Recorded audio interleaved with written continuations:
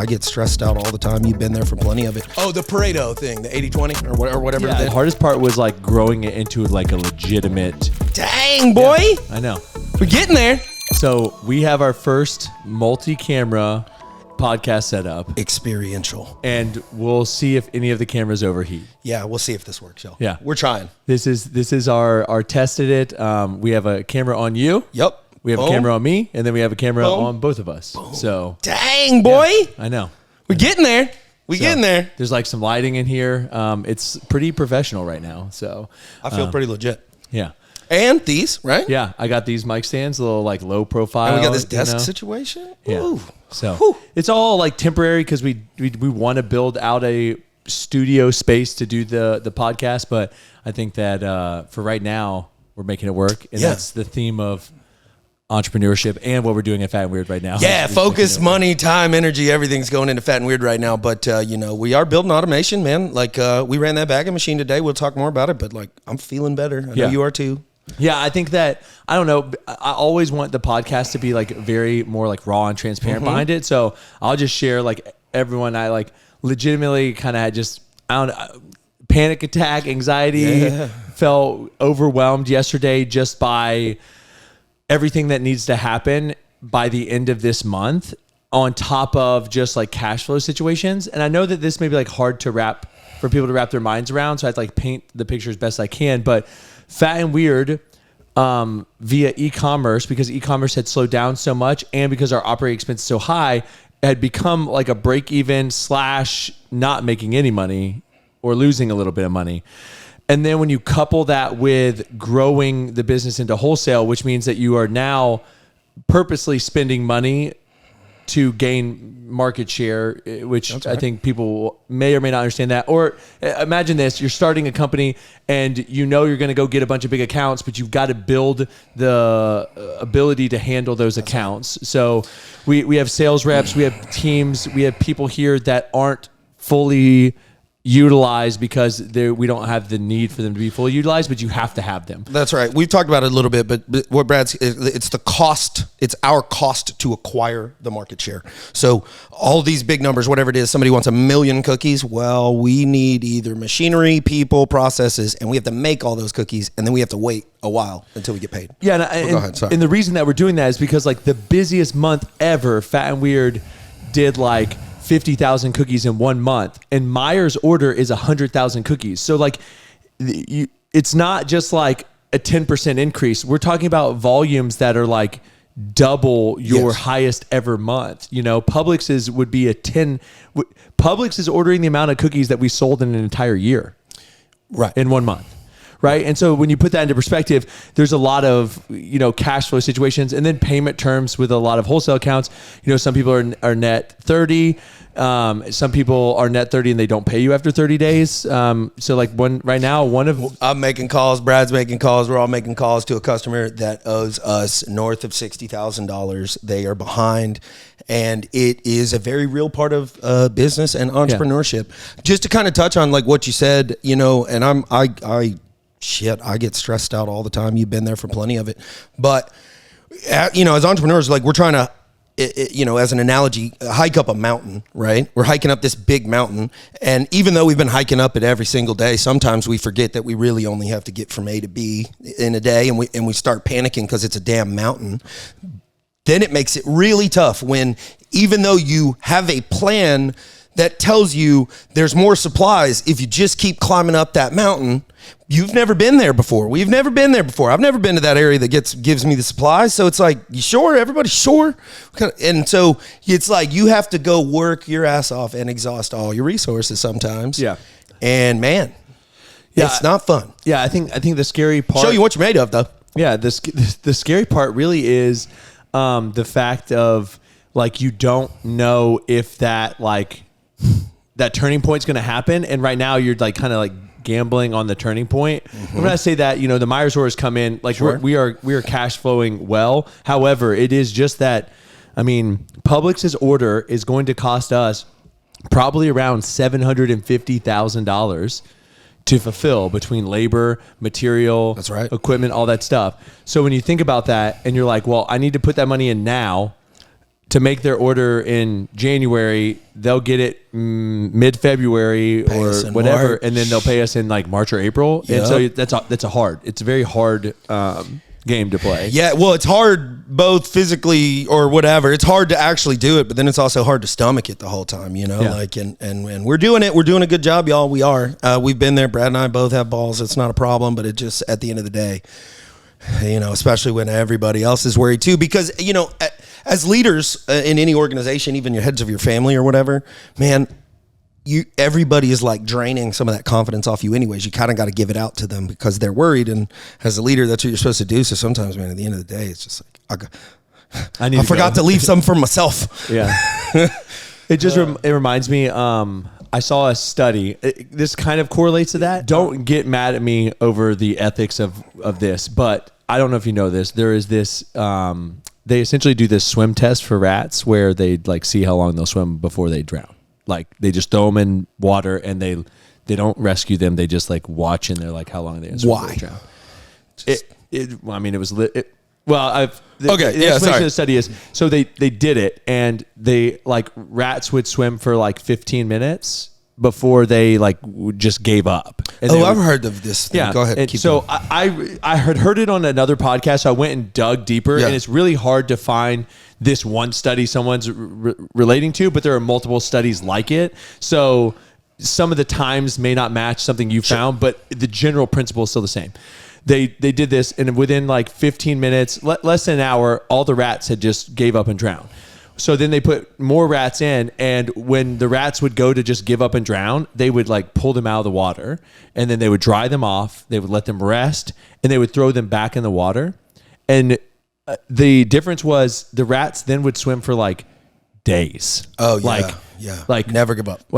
Essentially like not give up anymore because they know they weren't hopeless anymore. They were conditioned. Okay. Right. And so for me, what I try to like do is just like, I feel like sometimes when you want to quit, it's because you just feel hopeless. And I just have to remind myself that like, it's not hopeless. It's not. Like you know what I mean? I think that, I don't know. I suffer with depression. I think other people that do may resonate with that. But like it usually when I'm the most depressed or I'm the lowest of my lows is because I just feel hopeless. I feel like I'm in a situation that's hopeless. And I just have to remind myself like this isn't a hopeless situation. That's you right. know? That's right. It's the enormity of some things, right? And so, you know, I don't have all the answers. I get plenty stressed out and deal with depression myself and have for a while. But the you know, the enormity is what when I'm going. Yeah. But then when I step back and go like, oh yeah, you need me to come over and change your tire for you? It's not a big deal. Okay, yeah, you need me to show up tomorrow? The fuck? Yeah. Okay, the bagging machine broke. Fuck. Okay, we're gonna fix it. Like da da da da. Yeah. But then when you're like, you know, it's so easy. And the thing is, man, I mean, you can, you know, time in the military, dealing with nuclear reactors, doing combat related stuff or whatever. Like, you know that like freaking the fuck out doesn't ever do anything or help. Yeah. Not that we can control that, but like after the fact, I'm just like, okay, shit, I wish I would have did this a little different or whatever. Or sometimes you've seen me, I just fucking go run and hide for a little bit and come back, you know? Yeah. But which is hard for me. Yeah, I know. I'm like, I just need you to be in it with me and hate it with me. And then I come back and I'm good. And then I'm better though, because then normally I can come back and cheer people up and stuff. You know, sometimes I get like too weird. But anyways, that's a different tangent. Entrepreneurial stuff is hard, y'all. But you know, if you're, you know, well, I've always said too, though, like I don't know if entrepreneurship is hard if you're willing to get to a certain size and stay. Sure. Yes. So yes. I've always said that the hardest part of Fat and Weird wasn't even starting Fat and Weird. Like it was fun. Like everything was great. The hardest part was like growing it into like a legitimate.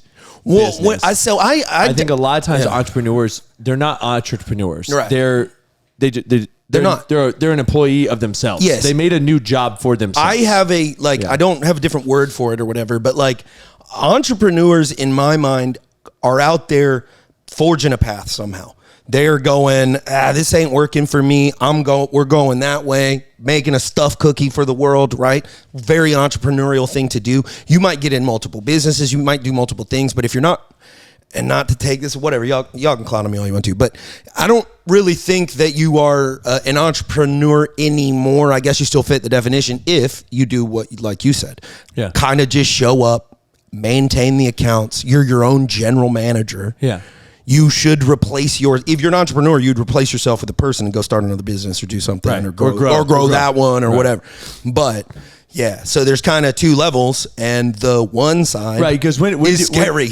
When are you an entrepreneur versus when are you a business owner, right? Yeah. Because like in entrepreneurship, I feel like a lot of people, like for example, say your friend starts a cleaning company, right?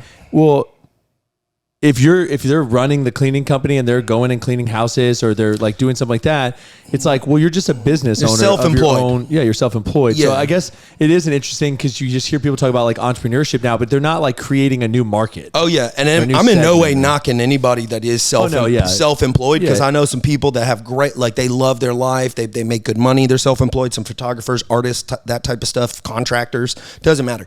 But like, I would say that you're a business owner if you can take a vacation and make money. I would say you're a business owner if you kind of like, I don't know, don't have to, you still work in your business, sure, but like if you need to go visit your parents in the hospital, like your business revenue doesn't suffer. Maybe it dips, whatever, y'all. I mean, I know we've got very involved people. Yeah. Your parents are very involved in their business, I'm sure, but like, well, they still left for a month. if you, they still got to go on a cruise around the world for a month, right, and make plenty of money. So they definitely fall into that. You own a business. Well, yeah. But so I would this. The reason I would consider my parents entrepreneurs though is because they created something that like wasn't in this area. Oh, you know what I mean? They're definitely entrepreneurs. Yeah. I don't talk to your mom as much, but your dad's still showing me a brand he just did. He's like got the Inception brand, all that stuff. Yeah, very entrepreneur. Yeah. I mean, he's still grinding. I don't know how old he is. Looks young for his age, I'm sure. But. So maybe chop this one up, Eastman, because it'd be a hot take. What the difference is in entrepreneur versus business owner versus like. Because I mean, the definition of an entrepreneur is like anyone that starts a business, but I don't agree with that anymore. I don't either, man. Because, truthfully, too, and it costs to acquire the market, but like, look at all the debt-free stuff we have and all this other shit. If you ain't making no profit, you don't have a business.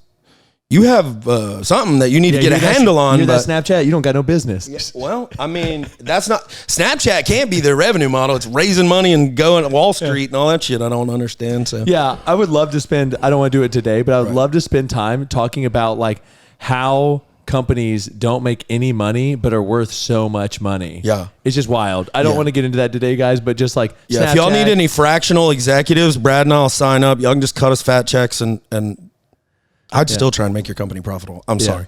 I can't run it into the ground. It's like Snapchat, Amazon. And then, like I've told you before, like all these brands that I know of that are like starting out and they're like, we just got a $6 million valuation. I said, for what? Right. What'd you sell? Your idea? Yeah. The hopes and dreams, man. And then unicorns. And then when you have an actual business, they're like, well, you only did $500,000 in profit. So your business is only worth $1.5 million. Pre-revenue. Yeah. Pre-revenue stuff versus real company. Yeah. It doesn't. Yeah. Money is fake. Yeah. What I've learned, it's just fake. All right. That needs to be a whole episode, though. So we should do that. Yeah, we'll table that. What do you want to talk about with Fat and Weird? Do you want to talk about the bagging machine? Yeah, I mean, I think that, I guess a lot of people didn't realize that we were doing the Myers order because I posted the day we were wrapping the pallets, I posted like getting ready for Myers, and I got so many DMs. Awesome. By so many, it was like 10. But it was like, which Myers? Like I live in this location, like whatever. And I was like, all Myers. And they were like, yes. Yeah. So there's a lot of really, really happy people about that. Pretty much anyone in Ohio or Michigan. Yeah, all through the Midwest, like Illinois area. I think there's some. But majority, Ohio, Michigan are like the big areas for that. Exciting stuff. Yeah. So that, but yeah, we've been working on the bagging machine a lot more. I thought our flow wrapper was a difficult machine to learn. And then the vertical bagging machine we have now will put that to shame. Like anytime you just update the speed, there's have to so much going on all at one time, basically. Yeah. I mean, you can isolate 8 stations. Yeah, you can isolate and watch each station, but then like you kind of don't see the handoff. You need. It's like it's a process, guys. Well, maybe Eastman can chop up some video into a short or whatever, but it's like a handing off of a bag, and it's very strong grips on these. Yeah, so just things. start. A suction cup picks a bag up, it grabs it, takes it to a station, opens it, puffs air into it to like blow the gusset out. Then it like opens it up to put it underneath the chute, drops the cookies down. Then it hands it over to another station. Then it seals it. Then it holds it in a cooling station so the seal can like not be super hot. And then it drops it down. And this is just all happening like 20 bags per minute ish. I think we're doing about 15 right now. Yep. So it's like, every 4 seconds, it's moving through a station, so yeah, stuff, and a lot of stuff's going on. So like Brad said, each one of those stations, but at each station, there's pinchers, there's grabbers, there's tongs, there's air blowers, there's all kinds of stuff, and it's all timed, and if one suction doesn't make vacuum, then it misses the process. Now, it's a pretty cool piece of machinery that we have dialed in, that we weren't making a mess anymore. Yeah. But kind of talking about some transparency and stuff, man. We started out with that thing and way behind schedule, and we're still behind schedule. We're catching up though. Right now, we're roughly a week behind schedule, and we're only like 3 weeks in, so that's not great. So today we finished up the rest of all the bags we had for Black Beauty, which we need to get some more bags to finish Meyer's order, but it's not going to be that big of a deal to finish this last little bit. We have pigeon tents to run this week. We've run, I'd say, a third of the pigeon tents that we need to do, and we really only have tomorrow and Thursday to run the rest of the pigeon tents, which means that they're going to be making probably 12-ish thousand cookies per day. Yes. For the next 2 days, which is very doable for us. We've done 10 to 11,000. So they're actually down there right now, like weighing out ingredients, like getting everything ready. Yeah, the difference is we're going to walk through. So, we talked about with Cassie, but you and I walk through with Cassie at the end of the day and just checklist, show me how, battle ready, man. Show us how we can walk in the station. They should be setting up the equipment. I mean, everything fully set up. So we just, they're setting up the VMAX and everything? They better be. We talked about it. So okay. We'll go down there and I mean, honestly, should you text before they leave? Yeah. I'm going to actually. So this is Adam's going to text Hot while take. he's on there. Hot take. See, this is what happens, entrepreneurship. So if you didn't know, we have cameras over here in the office so we can see what's going on downstairs. But I think that's smart to set up the machine ahead of time since we know we're going to use that. We also have to put the bagging machine back together today. Yeah. Me and you will. But yeah, the bagging machine was definitely a pain in our butts, but we figured it out. We got it running a lot better. We're learning the scale. Essentially, we're self-taught on majority of it. We had a guy teach us the bagging machine a little bit, but mainly it was him setting it up himself and then was like, hey, it's good to go, and didn't really like teach us how to do any of that stuff. Well, yeah, and so Brad's not lying. I mean, self-taught is self-taught, dude. It's like there's 1,000 cookies in the machine. Oh shit, get high, they're melting. Figure it out fast. Yeah. Click, try. Oh, we dump cookies everywhere or whatever, but whatever. Silver lining, I've been trying to say it, try to find one. We talked about it a little bit on the podcast. I think we're both a lot more comfortable with that machine than we were before. It was pretty intimidating to me. Now it's just frustrating, but it's like I know what it like when it has an issue. Yeah. There's still that one ghost issue where you kind of just have to turn the whole thing off and turn it on. I don't like that. There's a couple of times that the like just says no. There's 14 different weigh buckets on there, or 12, 14, and like all of a sudden, like one of them would just stop working. So when I was up there on the platform, I was having to like move cookies. That was the hardest part. I was having to like watch the cookies in that section and move them out because they would just sit there, right? And I'd have to like keep shuffling them around. Well, come whatever day it was last week, I was losing my mind because we had a almost $600,000 paperweight in our facility. Yeah. Just in the way. Yeah. So fun stuff, boys and girls. But all in all, we're making it work. And I think that's really what we've talked about with entrepreneurship is that like a lot of times there's like going to be not any help to come save you from it, and you've just got to figure it out on your own. Man. So there is nobody coming to rescue you, man. You have the team, you have the network, of course. I mean, sometimes, but we're in it, man. So it's Brad and I running this bagging machine, yelling at each other, cleaning the thing out, getting it jammed up, but showing up to do it again, man. And we are making progress, so I'm happy. And the other thing that's happening this month, besides the Meyer order, is that we have the DashMart order. That's right. So we have it was like 10,500. Yeah. 10,500 or so cookies to run for DashMart, and they will be shipped out to them like the Thanksgiving week, essentially, and they're launching them on December 1st. That's right. On a lot of locations. Yeah, so a ton of locations. They're going across 70, as it stands right now, I believe, locations. That number is subject to change. So like every location is going to get like 120-ish, something like that. Yeah, something like that. So it'll be live. I mean, we'll talk about it. Y'all follow them on Bromlow's on social media. I'm sure we'll probably pop something out. Fat and Weird will for sure.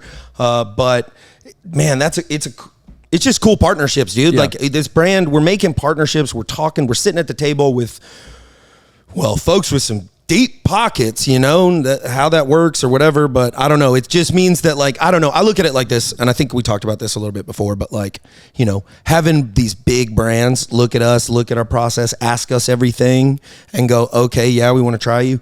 Like, gives us some validity, because I know they got people on their team going like, how are you going to be able to fulfill this? How are you going to da-da-da-da-da? And Right. because we're not really getting beat up on that, and like, you know, I mean, still kind of hush-hush, but on the call, man, I was on that Zoom meeting. I made sure to casually walk through the whole facility, show our production run, and they changed their tune from, well, do you think you can fulfill, to, oh, we need to get different people on this call.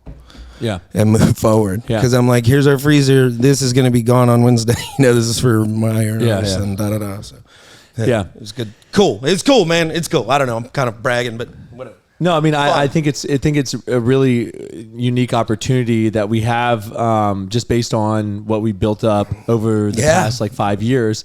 And you know, the truth is, if you know, when I started Fat and Weird, like I would have never imagined this. I think even when I built this building, I didn't imagine what it's becoming now. It's different than what I had imagined. I think I had just imagined like e-commerce continuing the way it was, and probably, you know, sending out like 8,000-ish cookies a week on e-commerce, and like that would be what it is. And it's like, now we are potentially, I mean, sometimes we send out like 10,000 cookies just to one customer, or 15,000. Yeah. So some of the partners we're dealing with now, like they're national. So that, like, they may go, you know, hey, we want to spin up like a new order with you, but a new order may be 10 locations, and each location may be 100 cookies, or, you know, who knows? We're doing the Dash. They want to do custom flavors now. People are asking us to R&D some custom flavors. So if any of y'all want a custom flavor, you can hit us up. But it's cool, man. I don't know.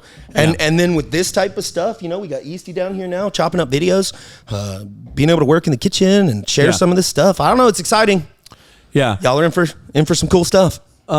When we're talking about entrepreneurship,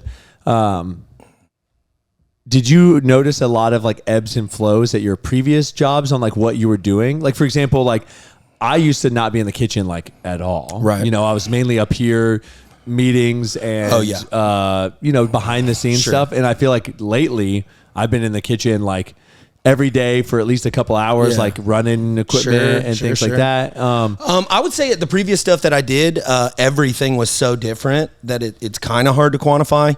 On the most recent stuff with the restaurant group, you know, it was very not front facing. I didn't work in the restaurants. I didn't really deal with the employees of the actual restaurants that much, with the exception of the management. I was more on the like real estate development, capital raising, and dealing with stuff like that, and then making sure that everything we had a good relationship with our developers, and make sure the contractors were doing the stuff they were, and then anyways.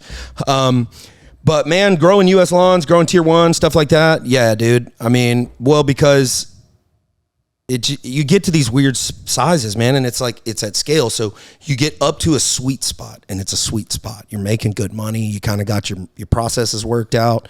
And then you go, oh shit, I got a chance at this $20,000 a month HOA. Boom, you get it. And you're like, yeah. And then you're like, well, shit, I got to add another truck. Well, that's not quite enough business for the truck. So now I got to go sell more business. And then I got all this equipment, this labor. And you're like, like I'm making a little more money, but like, yeah, that was way easier. So then you go, well, then the only thing you can do now is go, I got to grow to that next spot. Yeah. And it's hard to identify where that is. You never do it until you move past it. And Yeah. you're like, shit. Yeah. Sometimes I look at Fat and Weird and I'm like, if I don't grow it into what we're growing into now, the sweet spot was back in the rental kitchen. Oh, yeah. 900 square feet. Well, you go, like your just accountant, like hit you with a distribution check or whatever, however you guys set up your stuff. And like, cause I was doing so much stuff at the time. I knew what the numbers were, but I didn't know really what I could get. And you go, I worked my tail off last couple months. What? Like, yeah, it's more, but no, I barely came in last quarter and, you know, got most of this. So anyways. Yeah, I feel that because at one point Fat and Weird was kind of running itself. You know, Aubrey and I weren't having to do nearly as much, and it was doing really well. And, you know, I like all that money was coming in. And right now I'm like working nonstop. Yeah. There's like no money coming in because it's all having to like get recycled. Yep. And you're like, man, this is. Oh yeah, man! All y'all out there that say, I want to be an entrepreneur, so I don't have to work 9 to 5. It's like, no, you don't have to work 9 to 5. Just work 24 hours a day, Yeah. round the clock, 12A to 12A. Yeah, I don't know, and you'll never probably not be worried about your business. Yeah, if you enjoy like restful sleep, don't do it. If you like having all your hair, I had a lot more hair on my head. Yeah, I mean, I woke up this morning, like, because we were running the bagging machine in the morning. Like, I woke up like A little panicky. Well, I woke up and I was just like at 5:30 or so, which because the time change kind of messed me up a little bit. But I woke up at like 5:30 and I was just like, Things like so that, now- dude. I could not be like I don't know, man. I get like, I'm ready to go. I'm ready to start. I used to be this way, like in athletics and everything else. It's just like, I'm ready. Like, let's get it over with. yeah, Like, well, that's how I am too. throw me in the ring. Throw me, like, just let's get it over with. I don't think about it. I don't want to like wait. Well, for me, it's because I know something's going to go wrong. So just let me get in early so I can like have more time to figure it out. Because like when we were going to do Myers order, I said, hey, let's start it. I wanted to start it like 2 weeks before we even started it. Because I'm like, it's going to go wrong. Like, I know our plan is laid out, but stuff is going to go wrong, which we couldn't have started earlier because a lot of the stuff that went wrong was like, we're delayed on the other end of stuff, bags and things like that. Well, and we're going 900 miles an hour, bro, and we want to, and we can handle it. But like, we could grow a lot slower. I don't want to foreshadow anything, but hopefully my thing that's in my mind right now is the bagging or the labeler on the bagging machine. Oh yeah, no. Like, that's just so you know. Yeah. Like, that's my He's gonna number fix one that today. Oh, who is? Roger. Oh, did you talk to him already? Yeah, he's gonna walk me through it. I'm sure it's simple. Okay. I'm Yeah, sure. because it's like that is the number one thing in the back of my mind. Y'all just installed it last week. You didn't install So it. essentially, I didn't touch it. We have a machine that like it prints on the bags like their production date, and so that we have a lot code and all that stuff on there. Yeah. And we turned on the machine today, which we've already done these bags, so they didn't need to be done, but we wanted to like see it going through the machine, and it wasn't. Yeah, this is Brad. I'm talking about doing the stickers. Click, click, click, click. We already did them, but now we got it installed. It was working like a gym, and now it's just not. Yeah. So, yeah, kind of like the scale was the other day. yeah. So, yeah, it's just a learning process, and I think it's just like I would like to say if you just go into your day knowing that something's gonna go wrong and just be okay with it, which is hard for me because I'm a very idealistic person. Sure. Like I have this grand theme in my life that everything's going to Well, it makes you a good visionary for shit like this, man. It does. So it's kind of twofold. It's why I think we kind of work well together. But like, you need to be able to, visionaries need to be able to kind of think of stuff that other people aren't thinking about. And like, just everything's going to align for you to get there. So like, I don't know, I'll throw Elon Musk out there of like, if he decides we're going to Mars, it's just like, whatever, y'all. Everything's gonna work. We're gonna get there, and like then the other types of people kind of put it together and whatever. Yeah, you don't live in fantasy land. You far from are that way, but you can't. You kind of have to be like the world needs a big fat stuffed cookie. Yeah, and sell it for more money. People tell us we're too expensive, we're too this, we're too that. Da da da.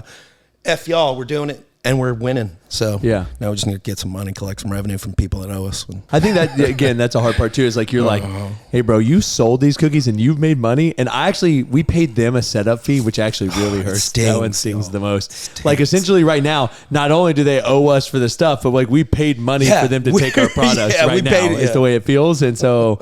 Yeah, I'm about to go on my credit card and like dispute all those transactions. Laugh so you don't freak out, y'all. It's not funny, but whatever. Anyways, it's true. Yeah. So we got that, man. We're growing. Kind of crazy, dude. Yeah. Kind of crazy. I think that this week just has been just so much. I guess the last couple of weeks because we really we came back from our trip. And then I was kind of like under the weather. Well, we were going on the trip, and also getting a little sick and all that type of stuff. But then also just I think mentally excited. We talked about a lot. We were excited. We saw things we didn't know. We made a cool partnership with somebody that blew our mind with the amount of cookies they were going to be able to make for us per month. And, it was. And then right back into the fire, dude, And while we were gone, we got behind. We snapped 2 paddles. We did all kinds, but we still got there. And did you look at those paddles, by the way? Yeah. Eastman should probably throw a picture of those paddles up. Yeah, all right, cool. I'll get a picture for you. Because it is wild. It literally snapped like our dough, which Taylor Chip told me they did that to their cookies one time. Oh, okay. All right. I think because we're mixing so much dough, because our dough's so fat, and it's so thick, you know, that like, sometimes you just snapping mix. I mean, mixer paddles, this big, yeah.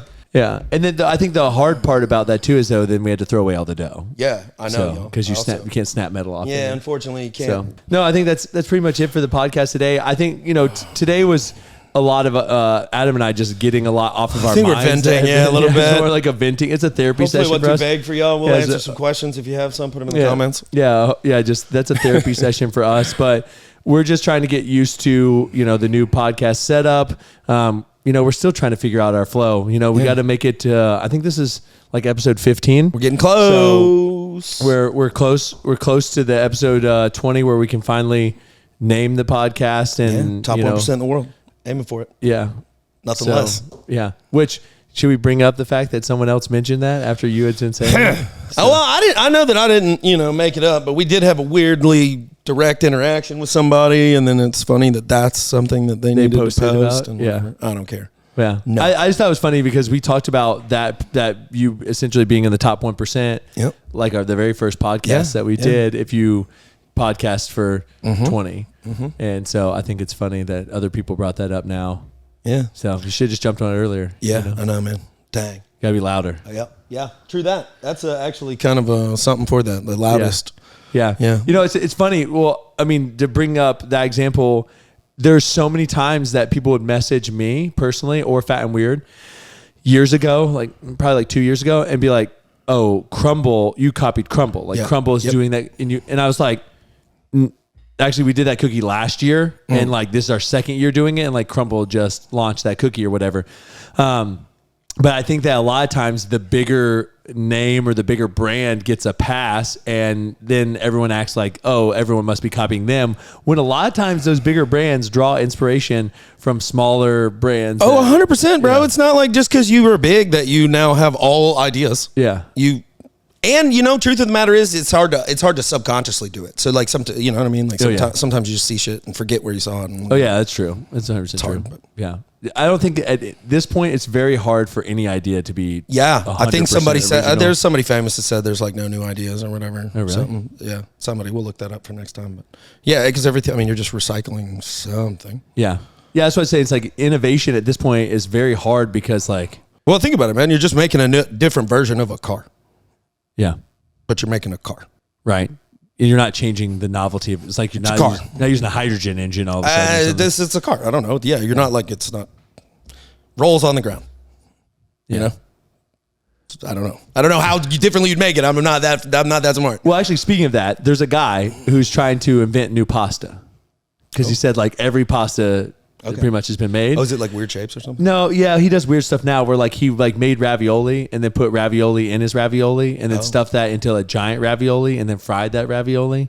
So it's was it called Ravioli Inception? I don't know, but it was a fried ravioli. That's Inception ravioli. With ravioli inside the ravioli. Heck yeah. So that's the kind of stuff that he's doing, but I think it's kind of just a joke really because it's about actually I actually sent you a video he made today of a fried pork belly. I knew you would like the video. But if you go look at his other stuff, he's the guy that's trying to invent new pasta. Okay. But it's just a lot of really outlandish stuff because I think the idea is just that bro, it's already been invented, Yeah.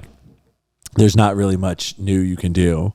I don't mean that to to bring anyone down. Hey, no, go ahead. Y'all do all the new stuff you want. Yeah, go innovate. Yeah. Go innovate. But I just think it's a lot harder, I mean, I guess you could say it's harder and easier. One, you have a lot more things available to you for innovation purposes.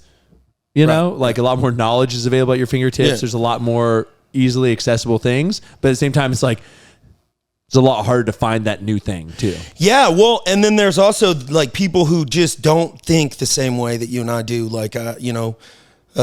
Folks that just write code because they need it to do their other thing, or Tesla or a couple of the other things, people that are accredited to just inventing things so that they could invent something else. I need light and I'm tired of candles. So boom, here's light. Right. Or the town needs electricity. Here's wireless electricity. Or some crazy thing.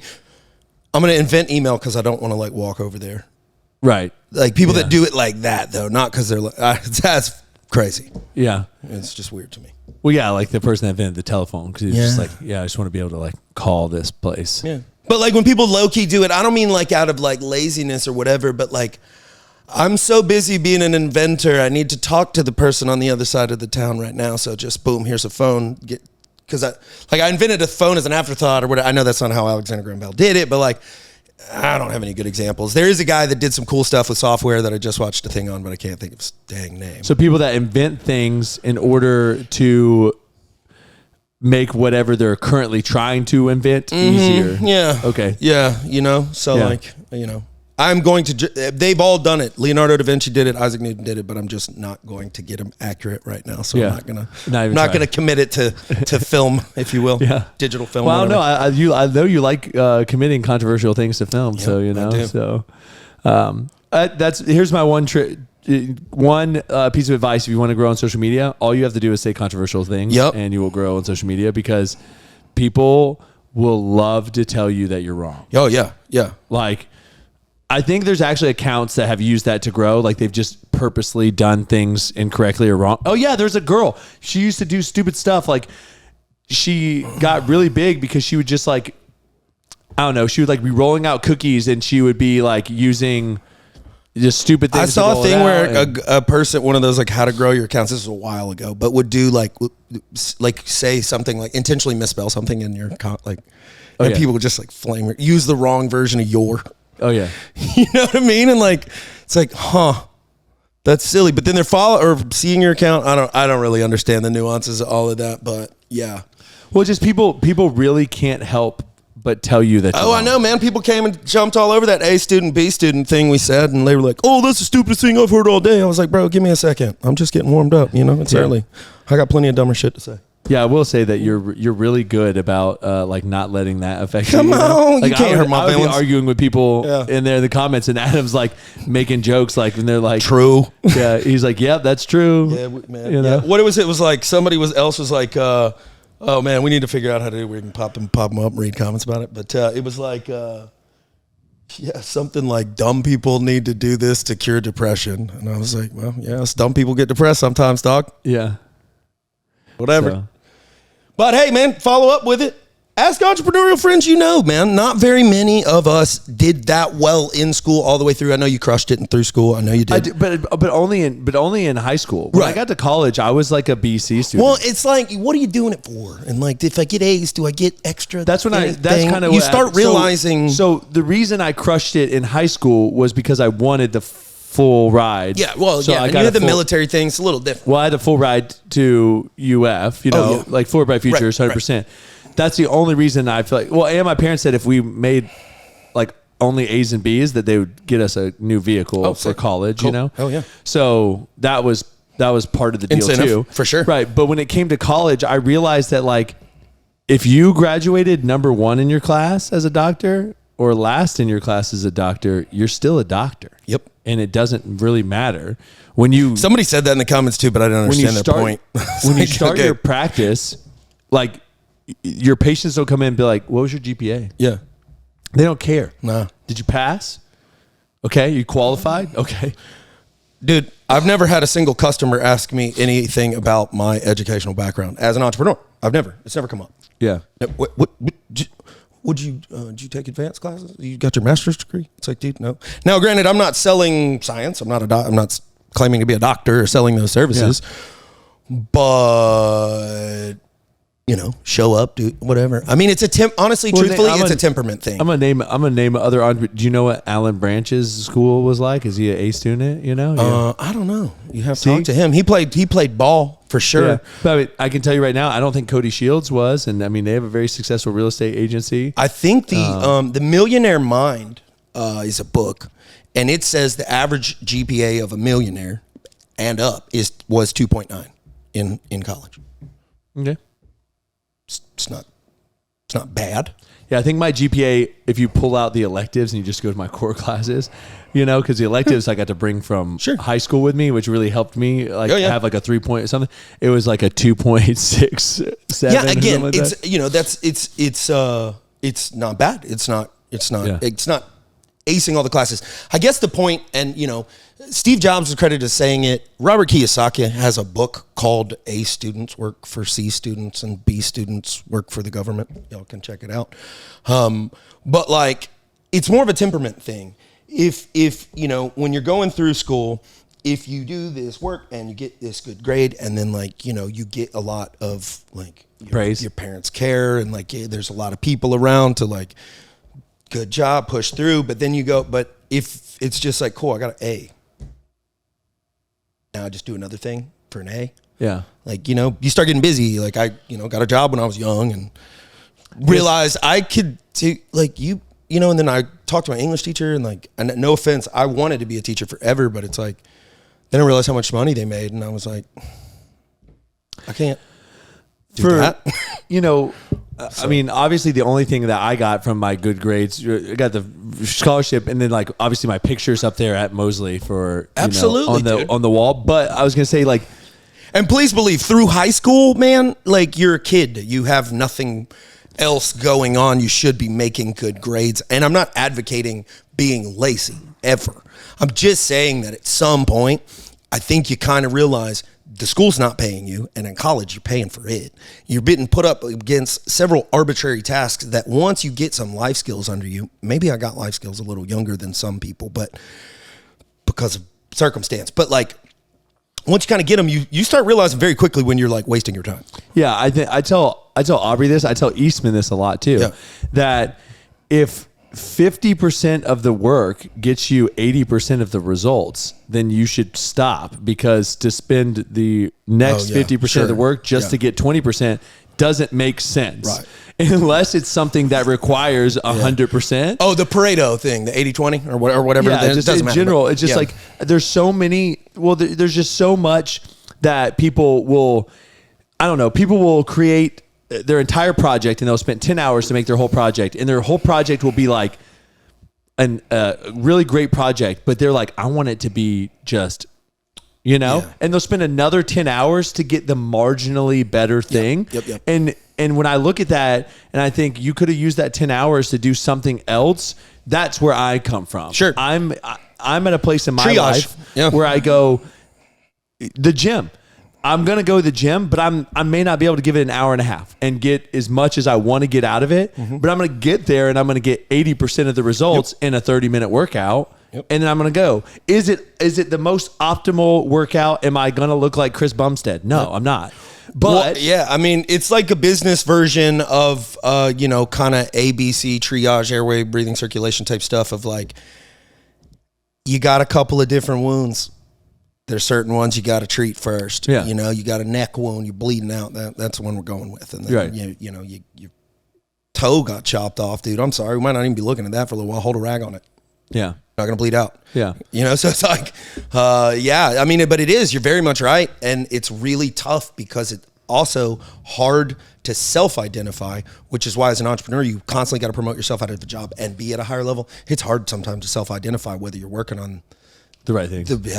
Because you're in it, and then you're like, I have to finish this thing, and then you're like, it's tough too. And then as an entrepreneur, successful entrepreneurs, I've found, and I'm working on this, I don't have this, is like you got 10 things laid out in front of you for the day.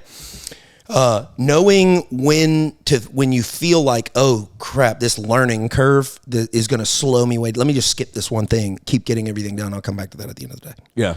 So you're still accomplishing a lot of things. You're not whatevering. You're not, the whole day isn't, you know what I mean? Like, yeah. The one thing truthfully for me as an entrepreneur, that's the hardest part is, like I'll come upstairs to do something and I'll get sidetracked. And then next thing you know, I'm like, what did I even come up here for? Because I've been an hour like doing all this other stuff. So that's something that I've had to start to be like way more diligent about. I mean, I left you and I said, hey, I've got to go play VideoJet. I came upstairs and Aubrey wanted to talk. And so like we're talking, and then I'm like, okay, I've got to go do VideoJet before it like is off my plate. And so I sat down and handled that. But that was our ramble. We touched back up on the AB students thing. So maybe we'll make another clip to rile up the audience again. So, you're worth it. Do hard shit.